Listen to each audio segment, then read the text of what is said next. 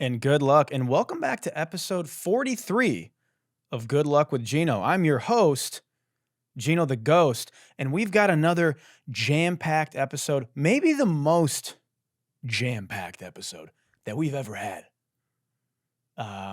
If you're listening on Apple Podcasts or Spotify, make sure you hit the like button, make sure you're subscribed, leave a comment, a 5-star review, yada, yada, yada. If you're watching on YouTube, which you should be, because we switched it up today. We're doing something a little bit different, and I'll get into why. But I'm rocking the Pradas today. Some very rare Pradas that I got in Korea instead of the Cardis. We do have the pinky ring by St. Jules on. It's glistening, right? The studio lights that are in here, you might catch a stray in your cornea. Be careful. We got the Tony Soprano Rolex on. Forget about it. We got the tennis necklace playing tennis like Serena. We got this very cool vintage rare T-shirt on today. The Flintstones Detroit Tigers tee. So if you're watching on YouTube, make sure you hit that like button, smash that subscribe button, leave a comment before you even watch another fucking second of this video. Just leave a comment right now, okay? And we're going to get right into it. Why am I wearing the Pradas today and not the Cardis? Being the Cartier king, how dare I betray Cartier and not wear the Cardis today? Well, we're not wearing the Cardis today because we're mourning the loss of the Detroit Lions. And I can't put on the Cardis. I don't deserve them. The Detroit Lions broke my fucking heart. I posted a video the day of, but I mean, it was probably the worst day of my life. It's like, in order, my grandparents passing away, the Detroit Lions blowing the Super Bowl appearance by losing to the 49ers and blowing a 17-point lead. In order. And it's close. You understand? Devastating. Heartbreaking. I was so sad that I didn't even cry. That's how sad I was. You understand? Do you know how bad I wanted a fucking Super Bowl appearance and potentially win? I've been fed forever, dude. I could stop watching sports. I could rest like Thanos. I could have just sat back, and it would have just been, everything else would have been a cherry on top for the rest of my sports life. We would have done it, dude. Instead, they fucking blew it. And I lost. Not only did I lose a piece of myself, but I lost some genuine friendships over this game. I had like people who I've known for a long time texting me like, "Damn, your Lions choked. What the fuck happened?" Damn, a couple people that I've known for years. I'll never talk to those people again. I'll never talk to them again. Fuck those guys. You understand? That's how serious this is. Ain't shit sweet. It's not funny. You understand? If you're laughing back home right now, knock it off. Smack that smile off your face. It's not funny. So, I don't know. Maybe I'll put the Cardis on next week, but I just don't deserve them. I can't wear them. I can't watch Sports Center. I can't get on the internet. My algorithm is just torturing me right now. Let's move on before I get emotional. It's Grammy Weekend, guys. It's Grammy Weekend. Now, I wasn't nominated for the Grammys this year, so we do have to cancel the awards, but I'm still going to parties because I'm a bit of a socialite sometimes, right? I don't really like to go outside, but when I do, I step outside. When I step outside, okay, I step outside. And I don't just step outside. I step outside the sauciest motherfucker you've ever seen.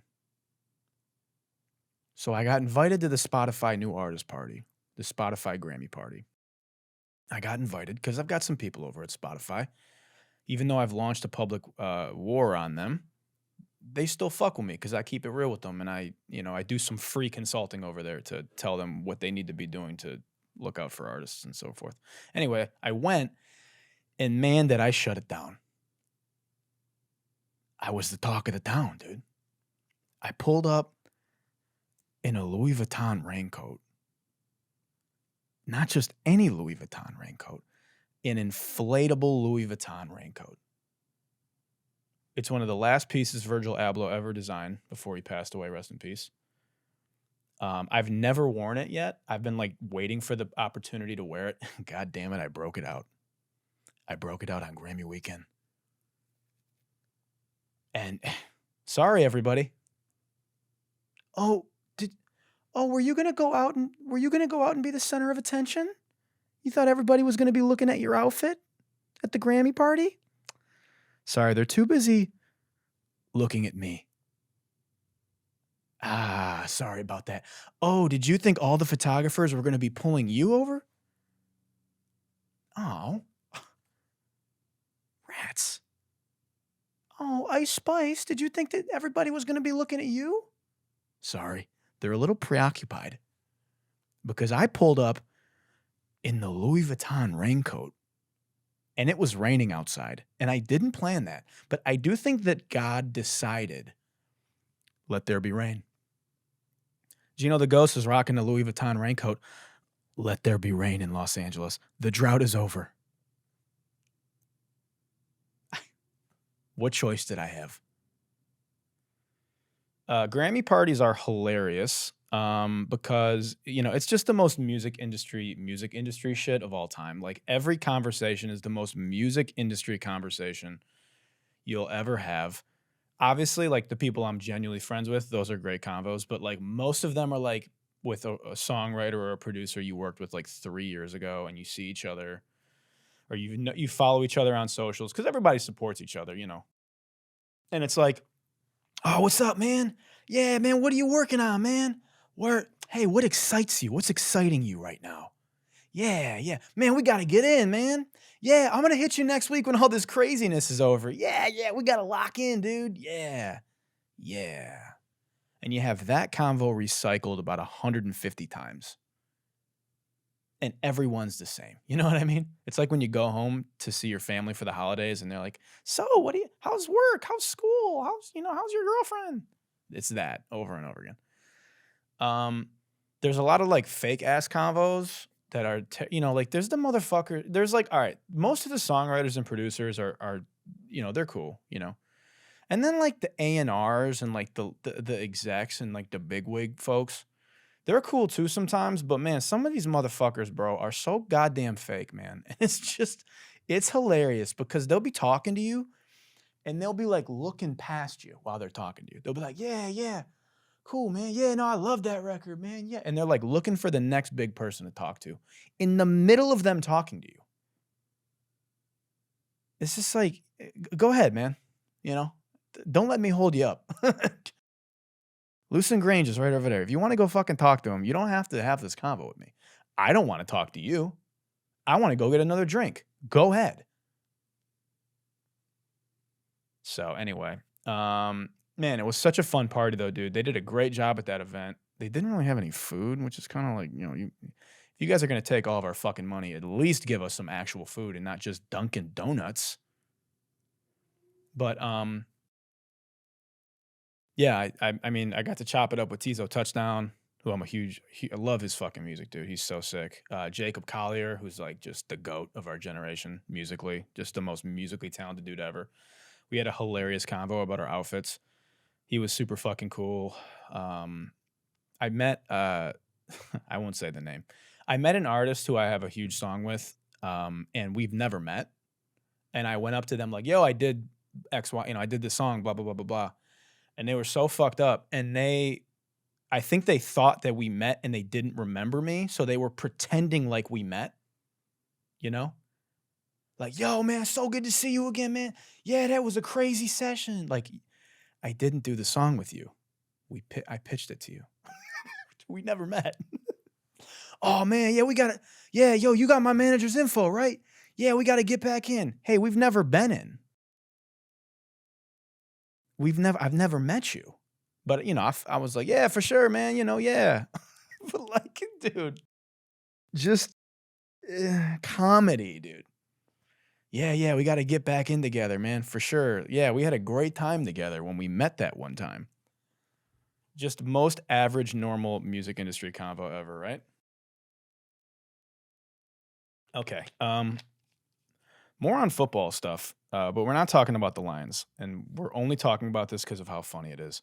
So there's this whole conspiracy theory going on from MAGA, from our dear friends over at the Trump side, how there's a conspiracy that Taylor Swift is this like Democratic Party psyop operative that's been sent over to infiltrate the NFL, and that Roger Goodell has conspired to get the Chiefs to the Super Bowl so Taylor Swift can endorse Joe Biden on the biggest stage. And how lame. Like, what are we doing, guys? Guys, what are we doing? Taylor Swift does not need, first of all, Taylor Swift does not need to be at the Super Bowl and like have all the Super Bowl attention for a political endorsement to be substantial. She's the biggest celebrity in the world. Taylor Swift does not need the NFL. The NFL needs Taylor Swift. Do you understand? Also, these two events are massive on their own. The Super Bowl is huge. Taylor Swift is huge. I don't think that she would fake a relationship for months for like a little bit. Like, how much were they going to pay her? She's a billionaire. And also, Taylor Swift is not really political. In fact, she kind of gets scrutinized by a lot of people because she doesn't use her platform for politics, really, or to like speak on issues. She kind of just minds her fucking business, makes fucking smash hits, and does it independently. And that really fucking pisses people off, man. And I want to get to the bottom of this issue. I'm going to sound like such a fucking bleeding heart liberal right now. You know, this is what's fun about my show, right? Sometimes it's like, is Gino Republican? And then sometimes it's like, is Gino a Democrat? And the reality is, no, right? And we know this if you're an avid listener. I'm right down the middle. But sometimes I'm pulled this way. Sometimes I'm pulled this way. In this episode, I've been pulled left. You'll see why. This is the first thing. And this isn't just a Republican thing, but men that are mad about Taylor Swift like going to football games, please untuck your penis from your crotch region. Go ahead and untuck it. Are you that, like, does it bother you that much that a pop star is dating a football star and is going to football games and the NFL is like, oh, how fun, a pop star's here? Like, what are you mad about? And I'll tell you what they're mad about. The backlash against Taylor Swift infiltrating masculine football stems from deep-rooted sexism. Men hate that she's a self-made billionaire that achieved her money through her artistry on her own. They hate that her success has nothing to do with them, that she doesn't market to the male gaze. And I don't mean gays like gay people. I mean the male gaze. Do you know what I'm saying? Gaze. She does market to the male gaze, like gay guys. But her public persona is not primarily focused on being a sex symbol to cater to men. And it fucking drives them nuts, dude. It drives them nuts. And now she's disrupting the conventional patriarchal playbook by not being a consumable Barbie doll sex symbol. And that fucking drives them nuts, dude. And she's at the fucking football games. Yay! And they cut to her like whenever the fucking Chiefs score. Dude, who fucking cares? Remember when nobody had an issue when Tom Brady was married to Giselle? Everybody was fine with Giselle. Everybody loved Giselle because she's just a hot model. But Taylor Swift, all of a sudden, keep women out of football. You guys are fucking incels, dude. You're closeted incels. Please seek, like, enlightenment. I'm embarrassed for you. Taylor transcends politics. Okay. And I think the Republicans kind of fucked up here with this. Because in an attempt to, like, rage bait their viewers, they fucked with the Swifties, dude. They poked the Swifties. And the Swifties, even the Republican Swifties, even the most Republican Swifties will choose Taylor Swift over their voting affiliations. I don't know how to break it to you. Okay? You fucked up, dude. Don't poke the Swifties. This is going to alienate women voters even more. And Taylor's fan base is primarily millennial white women,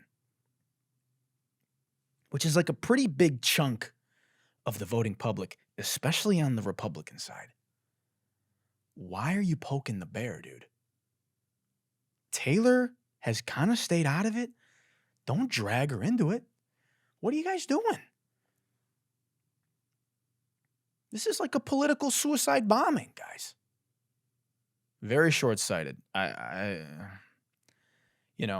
Travis Kelce, first of all, do you guys like my haircut? I got the Travis Kelce.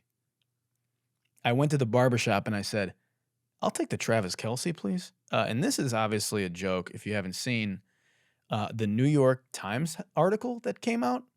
God, this is such a good segue. Dude, I'm so good at podcasting. There's a New York Times article that came out. I just saw this yesterday. Let me find the actual headline because it's so funny. It's the fucking New York Times, which is just absolutely spiraling out of control. Okay, here's the headline. They'll take the Travis Kelce hairdo, that is. Not since Jennifer Aniston has a haircut become so popular. Barbers in America and abroad are being inundated with requests for the Travis Kelce. And the Travis Kelce is a fade. A fade. Which is a haircut popularized by the black community. And Travis Kelce is now getting credit for it. Hey, great job, New York Times. Way to kick off Black History Month by saying that Travis Kelce invented the bald fade. Hey, great work, guys. Good thing you want me to pay $1 a week to learn about how white people invented a black haircut. Oh, but Gino, the fade was actually invented in the 1940s during the Army. Dude, okay. Shut up. Who popularized it? Certainly not the Army. Who the fuck is the writer of this article that doesn't know what a fade is? I'll tell you one thing. The New York Times knows a thing or two about fading, right? Fading into oblivion, fading into irrelevancy. Sure. The article begins, I'm just reading this article. Jeffrey Dugas, who cuts hair at Obsidian Barbers in New Brunswick, Canada. Oh, well, New Brunswick, Canada, the whitest place on earth. Of course they don't know what a fade is. Dude, nobody in New Brunswick, Canada knows what a fade is. They see Travis Kelce on TV and they're like, what is that haircut?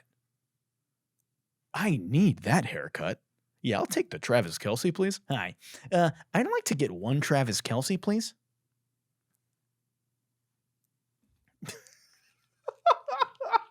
Dude. Oh, man. Great work, New York Times. Anyway, so it's just a big clusterfuck. The Super Bowl's a mess, dude. Maybe it is all fixed, and that's why the Lions didn't make it. Still bitter!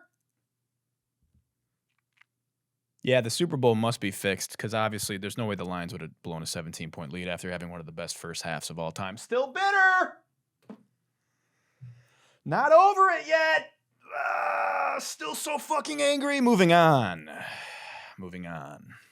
I got to get away from football. I'm having PTSD. This week in the Senate, a bunch of tech CEOs were brought in for another line of questioning by the archaeology department, which is the U.S. Senate.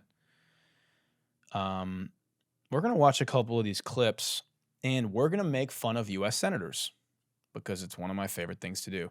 Because, there's nothing better than a bunch of 90-year-old dickhead dinosaurs trying to outsmart tech CEOs.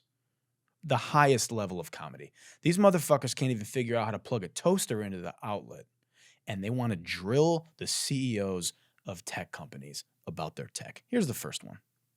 Mr. Spiegel, I see you hiding down there.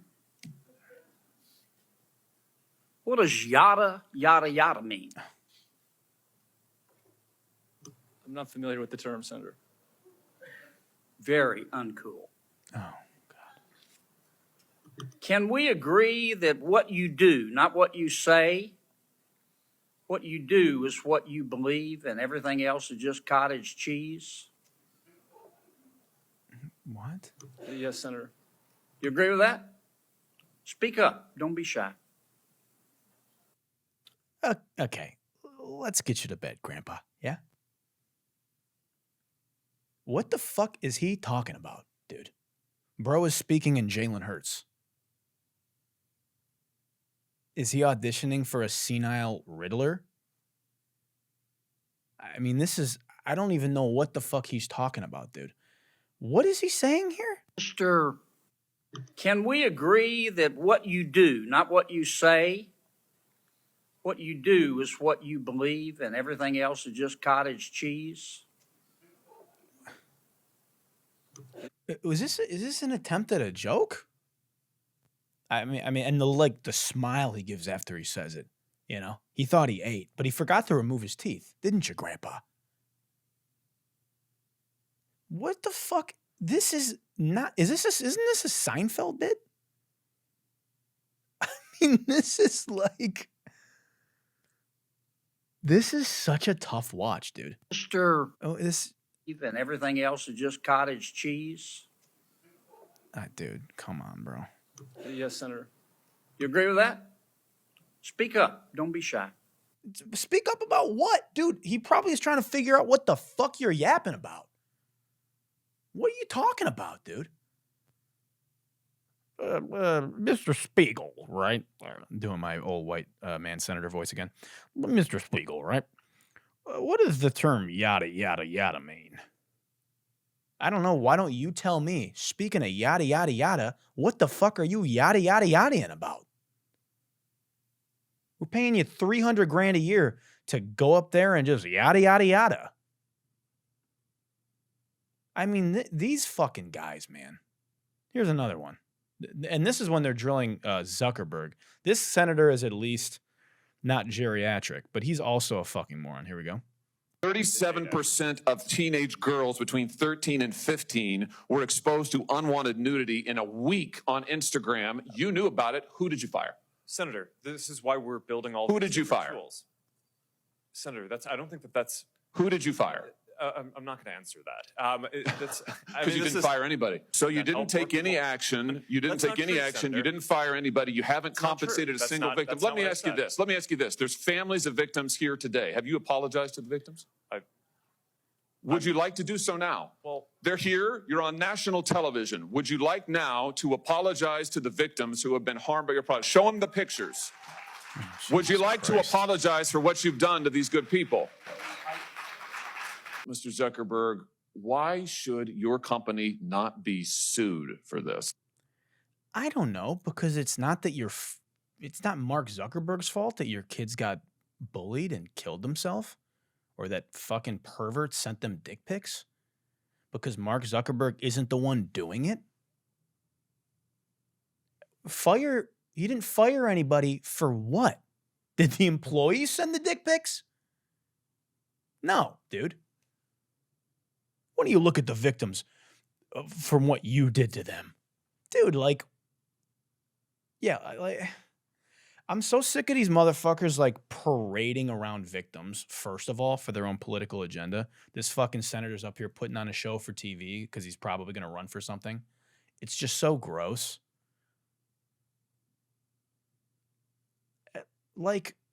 This is so funny to me because we're not going to sit here and just blame the tech CEOs for parents not knowing how to parent. And I'm not going to victim blame, okay? But take your kid's fucking phone away then. Don't let your kids be on Instagram then. You let your 13, dude, I don't know how to break this to you, guys. And if you're a parent, maybe this is going to be a tough thing to hear. The internet's not a safe place, and it never will be. And it's going to get less and less safe. So if you want to let your kids on the internet, the most vile, putrid, wild, wild west there is, then you better educate them and parent them and monitor them. Okay? And I'm not saying that's what happened with these parents, but a lot of parents don't want to parent. They just let their kids fuck off on the iPad or the Instagram or fucking whatever for like 7 hours a day so they can dick around and make their own TikToks. Okay? Don't get... How embarrassing for you to go to Congress with a photo of your dead child and be like, it's your fault, Mark Zuckerberg. You fucking idiots, dude. Give me a break. And then why did he apologize? Like, dude, what are you apologizing for? I mean, this is just a giant ruse to gain more surveillance over us. You know, they're just trying to get more data. Yeah, I'm so sorry this happened to you guys. This is why we're fighting so hard at Instagram to take more data and more security, you know? I'm not buying it. He probably went here knowing this was coming. And the government, oh, man. This is the funniest part. This senator acting like he gives a fuck about those kids. Dude, the government does not give a fuck about your kids. Like the great Michael Jordan once said, fuck them kids. Everybody in the government. The government does not care about your kids, okay? This whole Senate hearing about protecting children is not about protecting children. You want to protect children? Ban assault rifles. Oh, here comes this conversation again. Yeah, dude. Well, assault rifles don't kill kids. People using assault rifles kill kids. Yeah? Social media apps don't kill kids. People using social media apps kill kids, right? Right? We can agree on that, right? What's more dangerous? Uh-oh. Looks like... Did somebody get caught being hypocritical? Yeah, why don't you...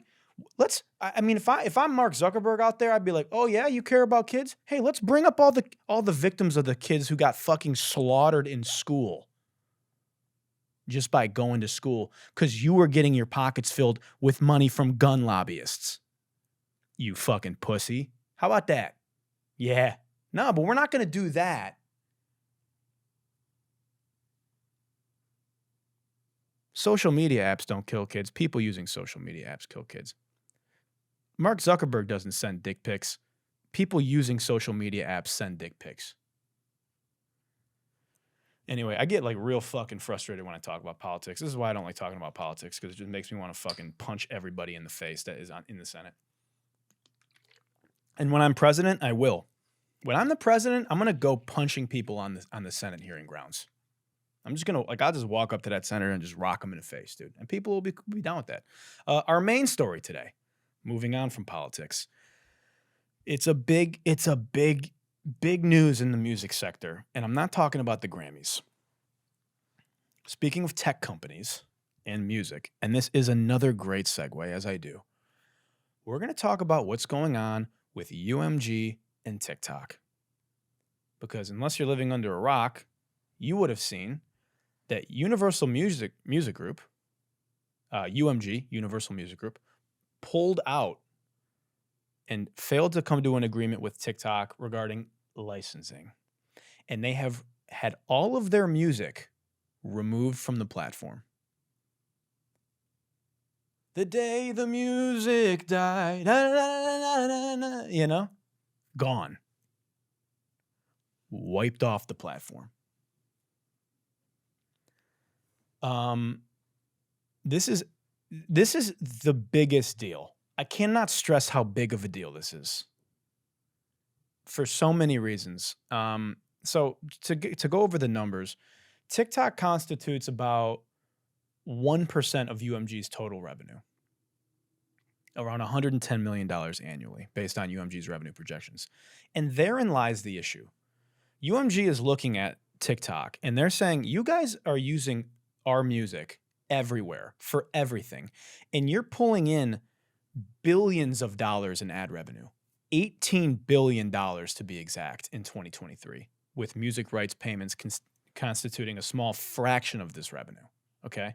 So you're making all this money, and everybody's using our music to use your platform and grow on your platform, and we're not making any fucking money. What's up with that? So in renewal talks for a new licensing agreement, UMG's like, yo, we want more money. Now, I don't know how much more money they wanted, but a significant amount, enough for TikTok to be like, nah. And we hit a stalemate, and UMG said, okay, well, we'll just pull all of our music then. Now it's gone. Not just new videos. Any video ever made with songs that are owned by UMG removed from the platform.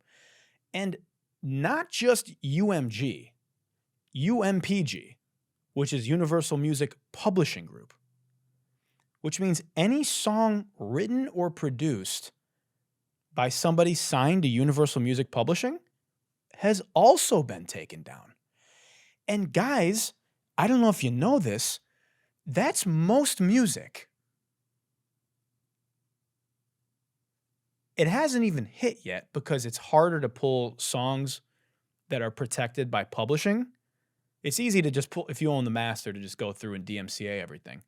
But when you get into the publishing weeds, that's, guys, we're talking like 80% of all relevant music content on streaming and socials between UMPG and UMG. Do you understand? This is monumental. This is huge. Okay? UMG is pissed because, you know, the thing that's great about TikTok for a company like UMG, they can significantly cut back on marketing costs and let fans create UGC around their music releases and do their job for them. Blowing up their music for them. But they want more money. The greed. They want more money. And, you know, I'm conflicted because obviously I want more money. And a lot of my songs are released through UMG. I have songs taken down now, which sucks. But I'm not making any fucking money off TikTok. So it's like, at the same time, go fuck yourself. Now, TikTok users are pissed because all their fucking songs, all their videos have been muted. Some people who have like viral songs, you know, or viral videos from having viral songs on them, muted. Sentimental videos for, you know, maybe something that was important in their life, muted. And they're pissed. Obviously, they're fans of the artists, and they're pissed at UMG, of course. They're not mad at TikTok. And we'll get into that in a minute, but we got to talk about TikTok's impact on music discovery because it's really an important part of the story. Obviously, you should know this, but TikTok is the driving force of the music industry right now. TikTok users are twice as likely to discover music on SFV platforms, which is short form video platforms, twice as likely to discover music on a TikTok app than they are anywhere else. This is an Illuminate report from last year. Engagement with an artist's music on TikTok globally correlates strongly with streaming volumes. So if a song is moving on TikTok, it will stream better. If a song is not moving on TikTok, it will not stream. Statistically, with overwhelming data.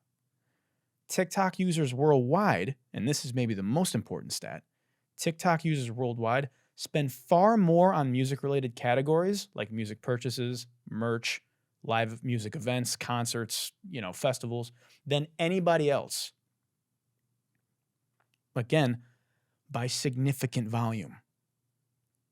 So I think, I get why UMG did this, and I understand why they did it. But the reality is, UMG may have fucked themselves here. And I'll tell you why. Because Universal, by pulling all their music off of the biggest music discovery tool, they're going to lose market share. And they're not going to just lose a little bit of market share. They're going to lose a lot of bit of market share. And when Universal loses a significant amount of market share, they're going to have zero leverage. they're going to be fucked. Because as Warner climbs and Sony climbs,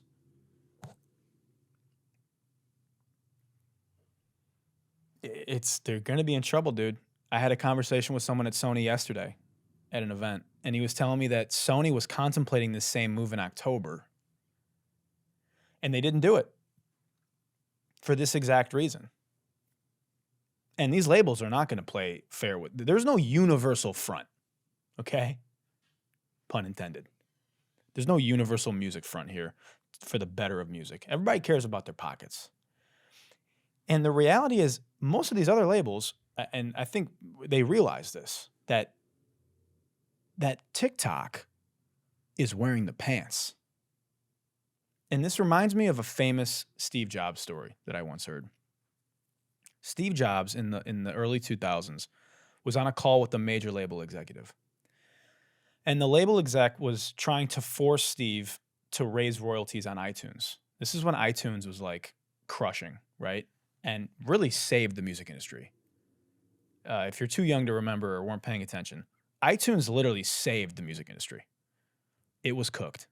When the digital revolution happened with Napster and LimeWire, the labels were fucking underwater, scrambling, losing like 85% on their margins. Do you understand? And Steve Jobs came to the rescue. So anyway, once again, the labels got greedy. And on a call, they said to Steve Jobs, they said, we want to raise royalties by a lot. And Steve said, it's staying where it is.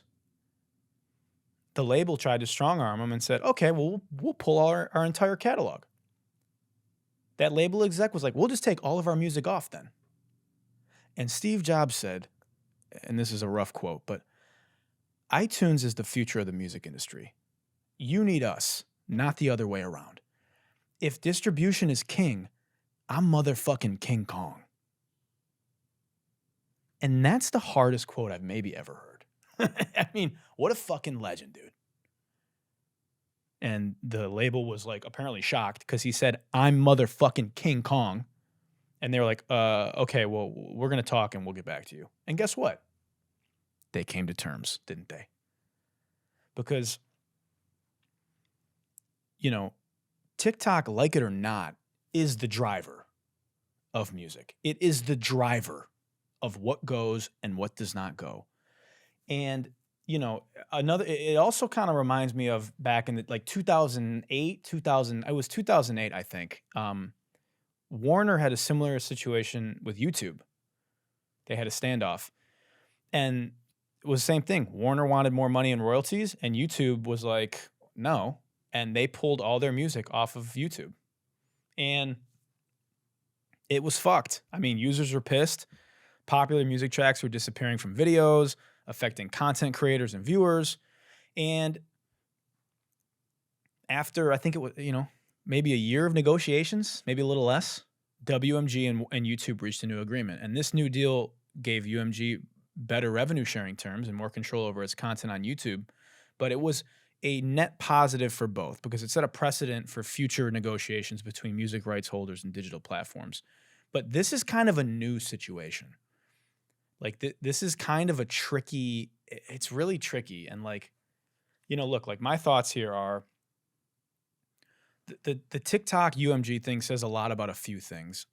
Mainly, like what I'm noticing is I'm just kind of perceiving how the public feels about the value of music versus how tech feels about the value of music versus how the labels feel about the value of music. And two of them do not value music. The consumers and the public and the TikTok users don't give a fuck about the value of music. The tech companies don't give a fuck about the value of music. Now, none of these parties, you'll notice, are musicians. Nobody cares what the musicians think, which is the saddest part of this whole thing is the casualties that are the artists who are on these rosters. Flyana Boss, who's been going viral, dumb viral on TikTok, got a career because of TikTok. That's how they blew up, and they've been going nuts on there. All their music taken down. I saw this horribly sad fucking story, man.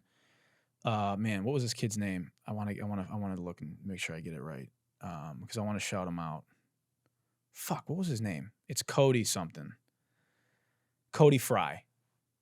This kid, Cody Fry, is going viral on TikTok. And he posted this video like, I'm going viral right now. I'm literally in the middle of going viral. Finally, after a decade of making music, it's happening. I'm having my moment. I'm exploding in China. I went from like 2,000 views to 10,000 views to 10,000 videos made to 700,000 videos made yesterday. I'm literally blowing up right now. And this news just dropped and my music has been taken down and all those videos are muted now. And that's it. And that's horrible, man, because he's on UMG. And unfortunately, like, he's a casualty of a war between two evil giant corporations. And that's all of us, dude. We're all in the middle of this giant fucking war between these evil companies and these evil tech companies and the government and everybody's fucking, and we're just like fodder. And it's why we cannot lose sight of this. They, you know, this is going to sound so fucking corny. I don't give a fuck. They're pitting us against each other. You understand? It's why I try to come from the middle. Because they're trying to pit us against each other in all these things. And we're blaming this and we're blaming that. And like, people like Cody Fry are fucked. So, you know, I think by default, I'm Team UMG here. Because even though they're in it for their own interests, it benefits my bags the most. And that's what's most important, my bags. And it benefits artists the most. So sorry you can't fucking do a TikTok dance to a Taylor Swift song, but there's a bigger fight happening here, which is for the value of music. We're trying to reprice music.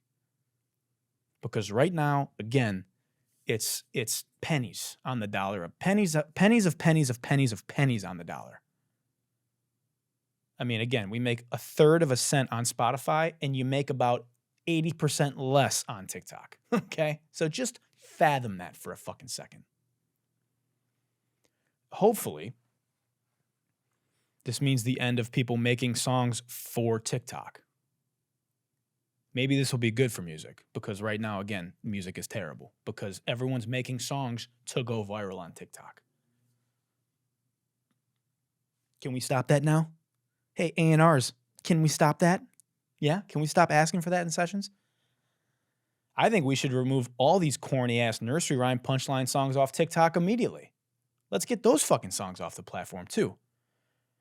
A, B, C, D, M, C, A.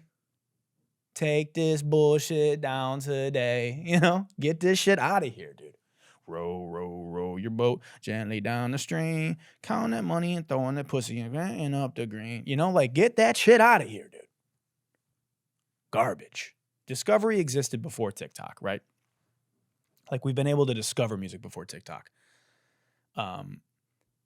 So it may be too late to put the worms back in the can, but like, I'm hoping that we'll stop making music for discovery. And hopefully that is what comes out the other end of this, you know? What I'm curious to see is how labels are going to like respond to this. Like, now they have to actually work, you know? Like, now the marketing department has to figure out how to market songs again. Now A&Rs and executives need to like put actual plans together. Do they still know how to do their jobs? They're going to get to the meeting on Monday and be like, okay, well, telling our artists to post TikTok until they go viral isn't going to work anymore until this is resolved. So I guess we could try to like create genuine, I guess, put money behind.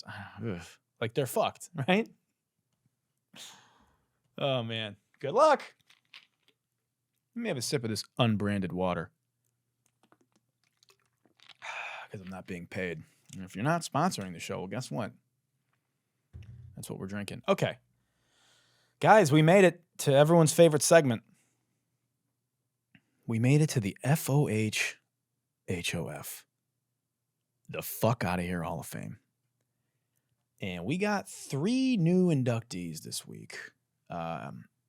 Let's just get right into it. I'm so excited. I had a lot of videos to decide between this week. These are my 3 favorite for this week, but man, I got a hit list loaded up. I mean, I could go for hours, but here's the first one. And this guy follows me, actually. So he'll see this, and I don't think he thought I would ever do this. And I'm sorry, buddy, but just following me does not absolve you of getting clowned. So hopefully he's a good sport about it. But anyway, here's the first video. We've gotten in trouble several times because we put our 9 and 10-year-old boys in the back of the plane while we're sitting in business. I'm rich, they're not. They know that. Yeah. I've been letting my kids cook their own breakfast on a stove since they were 7. You just got to let them struggle. That's why I had to tell my wife, do you want his girlfriend who has to deal with his inability to pick up after himself to blame you for babying him? Because you're the mom. You taught him how to act parents this way. always get- Women show their affection through those acts of service. So like my wife loves to cook them breakfast and the pancakes and the side things and the that's smoothies fine. on Saturday morning. Pick a day that you get to show your love language Not to every day. them. Every other day, they're making their own lunches, they're cooking their own food. They're not allowed to be taken care of by anybody. I've gotten in trouble with CPS because I make my kids take the Greyhound across the country while mommy and daddy fly private. I'm rich, they're not. My sons still wear diapers. I haven't potty trained them. They're in high school, still wet the bed and shit their pants, but I'm not going to baby my kids.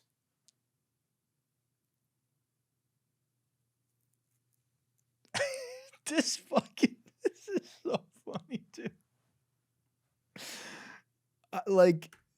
We've gotten in trouble several times because we put our 9 and 10-year-old boys in the back of the plane while we're sitting in business. I'm rich, they're not. Fuck yeah, dude. That's what I'm talking. That's parenting, dude. My son cut his own umbilical cord. Straight out the womb. Cut his own umbilical cord. I'm not going to cut it. I told the doctor, put those fucking scissors down. My son needs to learn hard work. He cut his own umbilical cord, sold it on the black market to Hillary Clinton's adrenochrome juice company, and used that money to start his own business at just 3 weeks old. When my son was born, he had to crawl home. Well, he didn't know how to crawl yet because I didn't teach him how to crawl. So I think he just rolled down the street, but he found his way. I'm rich. They're not. They don't get luxuries like car rides. My boys weren't allowed to breastfeed because my wife drinks Dasani and I didn't want them ingesting microplastics. So I make them fetch water from the watering hole down the street. And they have to lumber it down the street. I mean, dude, great, dude. Bro is raising a new generation of entrepreneur bros. Great. Oh, great. A new fucking generation of Andrew Tates. I'm about to open Entrepreneur Bro Daycare where I teach toddlers how to dropship and flip rental properties. What do you think about that? You think business will be booming? Are you an entrepreneur, bro? You don't want your kids to grow up Nepo babies? Well, shit. Come on down to the Kids Bop Entrepreneur Toddler Podcast Studio. And I'll teach your kids how to have a podcast by 3 years old, where they can teach other kids to sign up for their course. Learn how to 10x your coloring book output. Dude, this is the kind of parenting I'm talking about, bro. Fuck yeah, dude. Bedtime stories? Yeah. I read my son's 48 Laws of Power before bed every night. And I don't tuck them into bed afterwards. I tuck them into a cold plunge. My kids pay rent or they sleep in the backyard with the dogs. You understand? They don't get to sleep in their beds unless they're paying for it. I'm rich. They're not. I tell my dogs. That's what I tell my dogs. My pets. I'm rich. You're not, dude. We get in trouble all the time with PETA and animal services because we don't feed our dogs. We make them hunt for food in the wild. I'm not going to buy you dog food. Go get it yourself. Kibbles and bits. You better go catch some chipmunks and sticks, right? You better go find some fucking birds. Make your own food like I had to make my own way in this world, even though I was born in a trust fund. I tell my dogs, this is my house that I paid for. Go on, boy, fetch. Fetch. Go fetch. A 3x investment at a nearby dog shelter, or don't bother coming home. If you can own 10 dog shelters before you're 7 in dog years, you can have generational wealth. If you can just get 10 dog homes before you're, what's dog years? Maybe that's 2, whatever. Man, that is fucking awesome, bro. That's so funny. Dude, I think my favorite Entrepreneur Bro videos are the Entrepreneur Bro parenting videos. You know? Like, oh man, that's good stuff right there. Okay, next video. I mean, this is great. This is I've been laughing about this for a couple days now. Here we go. What does it mean to be homeless by choice? Being homeless by choice or consensual homelessness means that I'm choosing to be a part of the homeless community. That means on a day-to-day basis, I live an unsheltered lifestyle, but I can also revoke consent at any time and go home. By choosing to be a part of the homeless community, even though I don't have to, I'm helping to normalize homelessness and reduce some of the stigma that's typically attached to it. I'm also rejecting to participate in an unethical capitalist system of consumption in favor of a more sustainable lifestyle. Being homeless has finally given me the freedom to express myself that I never had growing up in a strict suburb community. I can honestly say being trapped in a life that was unfulfilling with a job I hated was much worse. There's nothing wrong with being homeless. Okay, time to ban white people. We need to ban white people, man. I mean, this dude identifies as a bum.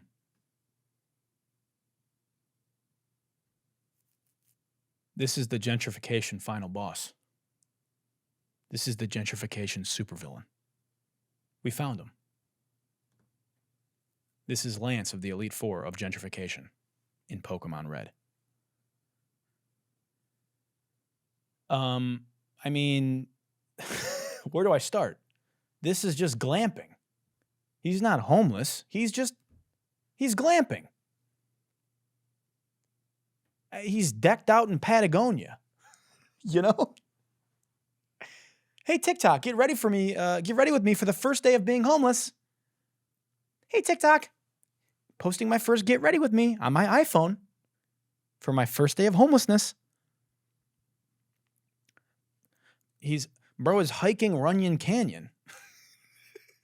He's not homeless. He just went for a walk. Like, dude, normalize homelessness. You know, we need to normalize throwing people like this off of the mountain. We need to normalize just doinking these people off of a cliff, right? I mean, holy shit, right? I mean, this has to be satire. It might be satire, but this is basically everybody that chooses to go backpacking in Europe. This is basically what it is. It's like, hey, I'm super rich and like live this amazing privileged lifestyle. I want to know what it feels like to be just a nomad wandering without a home.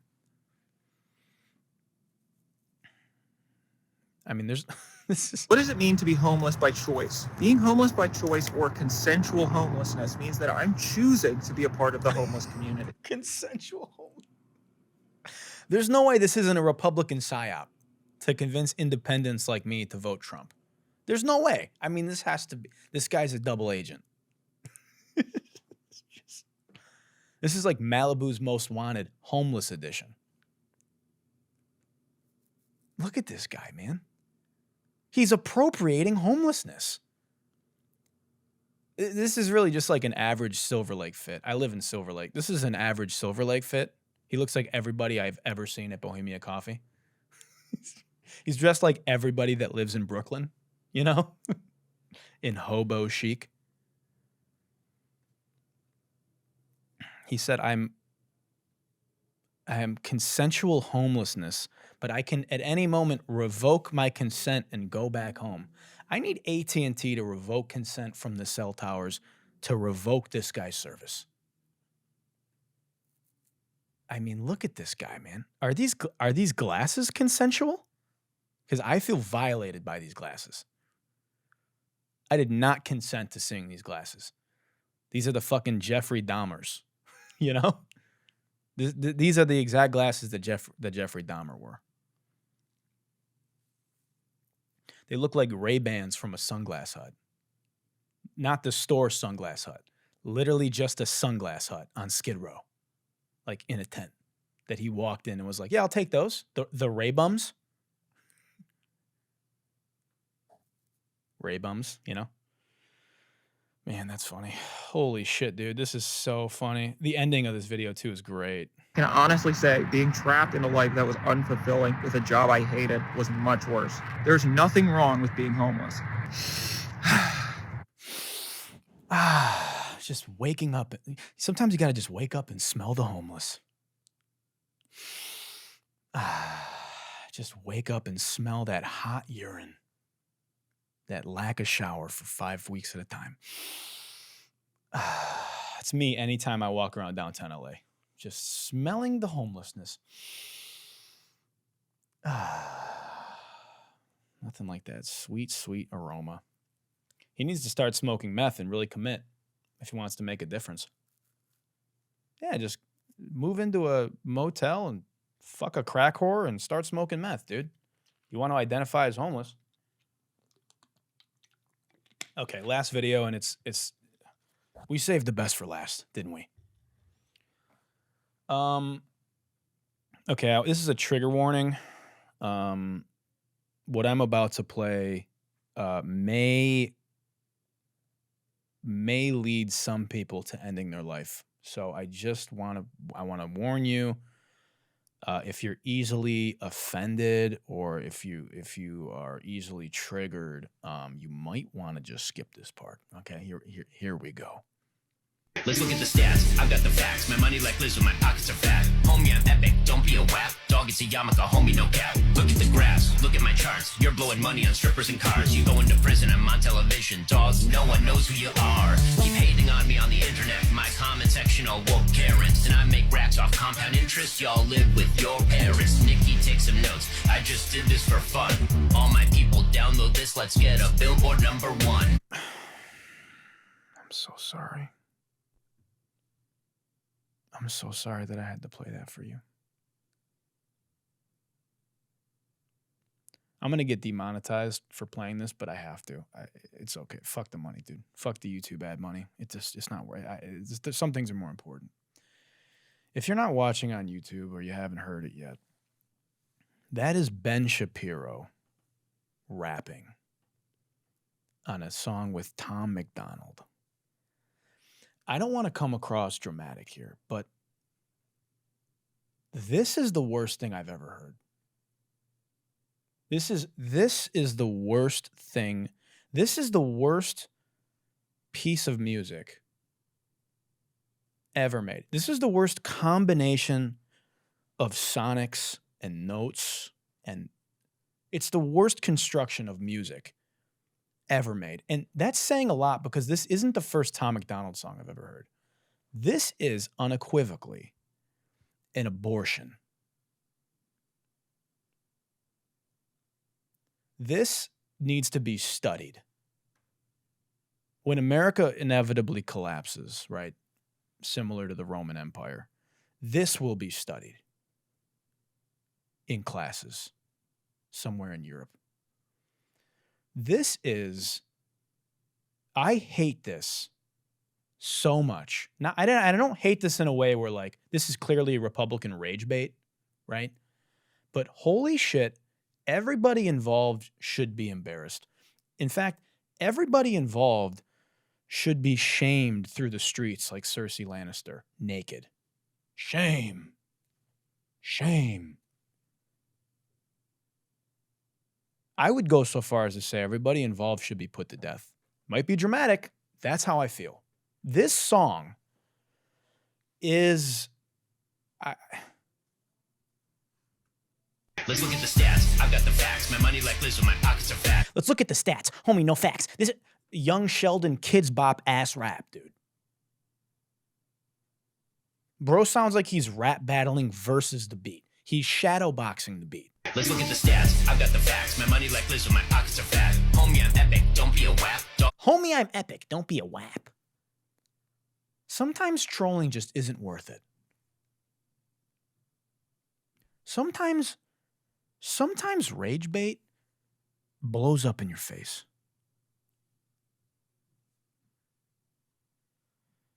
And then they're going around parading that this is #1 on iTunes. We're #1 on iTunes. Guys, nobody buys music on iTunes anymore. I don't know how to break it to you. That's not a feat. Bro probably sold 400 copies at 99 cents. Went double paper plate in the Rust Belt and is bragging about it. What the fuck is this, man? Are you happy, UMG? This is what we have now. Thanks. Thanks for pulling all your music. Now I got to listen to Tom McDonald and Ben Shapiro. I mean, we're 2 days in, but this is already the worst Black History Month ever. Everything about this is racist, and anybody who listens to it unironically is racist. I don't make the rules. That's it, dude. This is... And we haven't even got to the Tom McDonald part of the song yet. All right, let's listen to this in its entirety. Guys, if you want to turn this off and never listen to the show again, I understand. But I have to play this. It's my civic duty as someone that makes music and has a podcast. We have to talk about this song. Let's look at the stats. I've got the facts. My money like Liz, my pockets are fat. Homie, I'm epic. Don't be a wap. Dog, it's a yarmulke. Homie, no cap. Look at the graphs. Look at my charts. You're blowing money on strippers and cars. You going... And the emphasis doubles on the back of it. Don't be a wap. Tom McDonald in the background doing the emphasis doubles. When you record a rap song, if you maybe you haven't noticed, but most rap songs have what's called emphasis doubles, where they will repeat the last word or two of the phrase. So it'll be like, let me read these fucking lyrics. Let's look at the stats. I got the facts. My money like Lizzo. My pockets are fat. Homie, I'm epic. Don't be a wap. In the background. They'll double it twice. They'll pan it to both sides. And Tom McDonald is emphasis doubling Ben Shapiro's fucking rap verse. Okay. Let's go on. Let's move on. We're listening. Let's look at the stats. I've got the facts. My money like Liz, my pockets are fat. Homie, I'm epic. Don't be a wap. Dog, it's a yarmulke. Homie, no cap. Look at the graphs. Look at my charts. You're blowing money on strippers and cars. You going to prison. I'm on television. Dogs, no one knows who you are. Keep hating on me on the internet. My comment section all woke Karens. And I make racks off compound interest. Y'all live with your parents. Nikki, take some notes. I just did this for fun. All my people download this. Let's get a Billboard #1. This ain't rap. This ain't money. Cars and clothes. We ain't selling drugs, we ain't gonna overdose. We ain't pushing guns, ain't promoting stripper poles. We won't turn your sons into thugs or your daughters into hoes. I don't care if I offend you. Oh my God. I mean that. Dude, Tom McDonald. Fuck Ben Shapiro for a minute. Tom McDonald is the biggest fucking dork ever. Imagine being on a rap song with Ben Shapiro and still being the worst part of the song. That's a feat in itself. Who listens to this? Who listens to Tom McDonald? It's like Imagine Dragons stadium Christian rock rap. He's Canadian. This guy's Canadian, dude. Why is he rapping about American identity politics?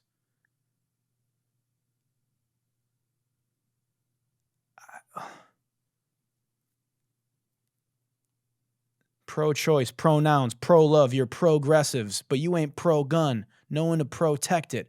Where are the American flags at? Remember when people would hang those?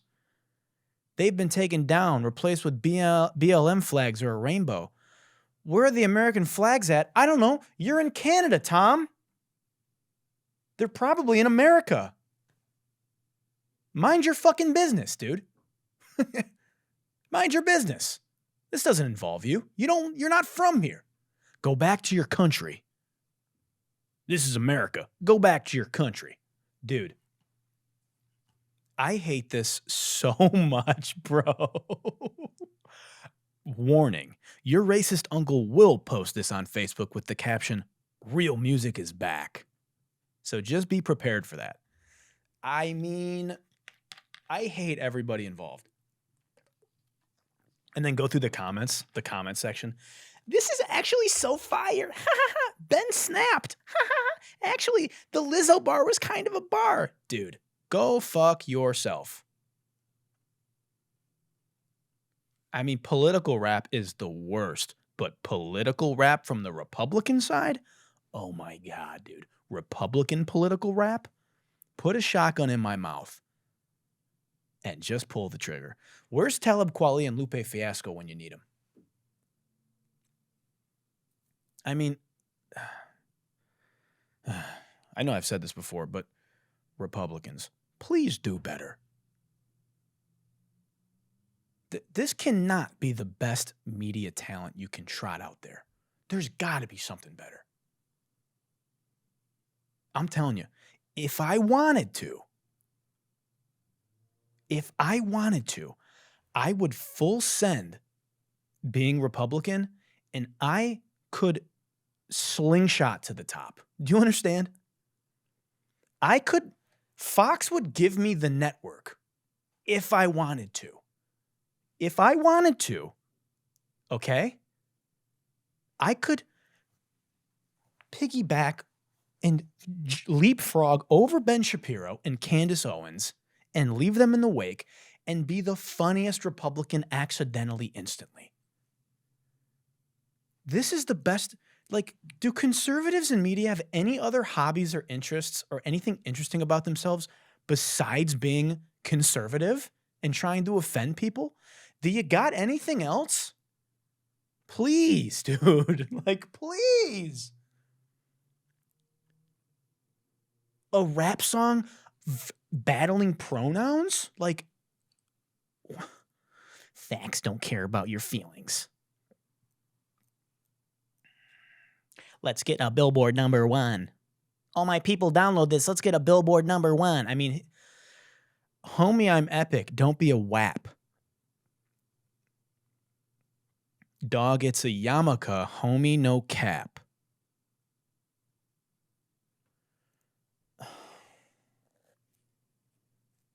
Dude. You're going to prison. I'm on television, dog. Like, you're blowing money on strippers and cars. Like, he's dissing. It's a rap beef dissing black culture. Do you understand? He's like, yeah, I'm gonna ironically make a rap song dissing like what black people talk about in hip hop, like money and cars. Which, by the way, is not all that black people talk about in hip hop. And he's like, yeah, we're not talking about any of that shit. We're just going to exploit it and go #1 on iTunes and just be insanely racist in an adjacent way. This isn't racist. Yes, it is. Hey, I don't know how to break it to you, but you can hear the dog whistle in the back of the track. Be fucking for real. Fuck this song, fuck Ben Shapiro, and fuck Tom McDonald. And I'm going to just say one more thing. Tom McDonald, and this is the biggest, I mean, this is a big statement I'm about to say right now. Tom McDonald is the biggest loser of 2024 for this song. He's the biggest loser. He lost. Because Ben Shapiro, this is clearly a joke to him. It's not a funny joke, but it's a joke to him. But Tom McDonald is dead ass serious, dude. He's dead ass. He thinks this shit is hard, bro. You know what I mean? This is like the career highlight for him. This is the pinnacle. This is his Black album. This is his Magna Carta. This is his 808s and Heartbreak. This is all he's got. And it's the worst thing I've ever heard. So, there you have it. There's the week, guys. I want to thank you for listening to Good Luck, and I want to apologize again for playing that song for you. If you're listening on Apple Podcasts or Spotify, make sure you hit that like button. Make sure you're subscribed and leave a comment. If you're watching Good Luck on YouTube, which you should be, make sure you hit that like button. Smash the fuck out of that subscribe button like you've never hit a subscribe button before. And leave a comment below. And until next week, as the world continues to melt into the abyss of outer space, and this floating rock that we're on continues to glitch and give us more Ben Shapiro and Tom McDonald rap songs, I want to thank you for enjoying the apocalypse with me. And until next week, good night and good luck. And now, you know what we're going to end it with. We're going to end it with the Good Luck with Gino theme song. Here we go. Everybody listen close. There's a brand new show that you gotta know. It's called Good Luck with Gino. It's gonna get you moving, get you in the zone. Good luck, good vibes, good times. With Gino by your side, you'll be feeling fine. Take notes, Tom McDonald. Every week, he's gonna bring the hype. This is hip hop.